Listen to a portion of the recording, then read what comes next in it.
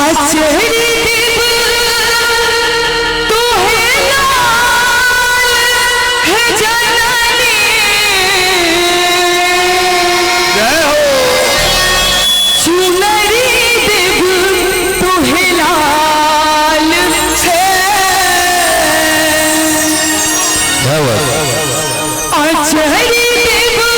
तोहे लाल है जननी चुनरी देव तोहे लाल है और की कहे छथिन पूरा करूं मनोरथ जननी पूरा करूं मनोरथ जननी चुनरी देव तोहे लाल है पूरा करूं मनोरथ जननी आचरी देव तोहे लाल है आचरी देव तोहे लाल है जननी चुनरी देव तोहे लाल है आचरी देव तोहे लाल है जननी चुनरी देव तोहे लाल है पूरा करूं मनोरथ जननी पूरा करूं मनोरथ जननी आचरी देव तोहे लाल है पूरा करूं मनोरथ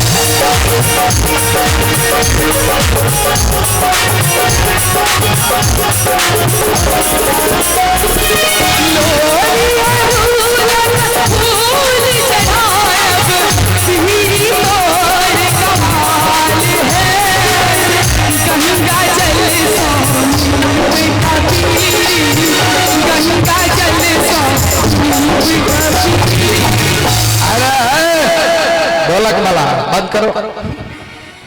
सब खाली बैस के सुनबे का करबे ताली नहीं बजेबे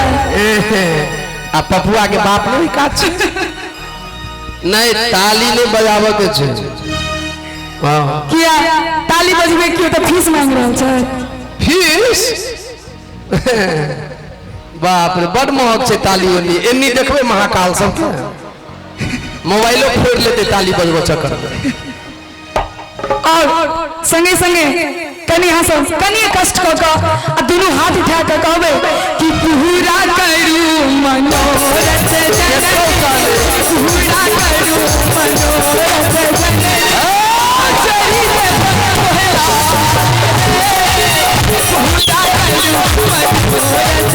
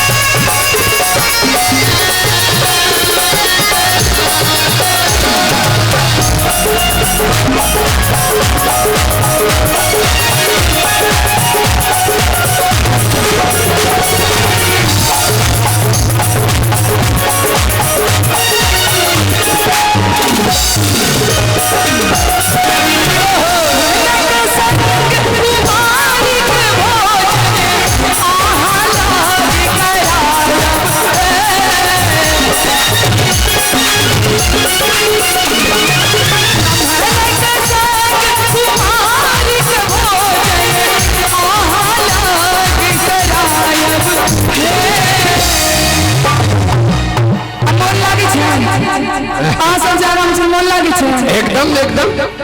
मोन बुझै छी अहाँ सबके तऽ कनी चाहतगर गीत सोचते तो मन लागते एखन तऽ भजन चल रहल छै अच्छा से बात नहीं छै चहटगरे गीत निक लगे छै से भगवानों के बड़ भक्त छै नहीं।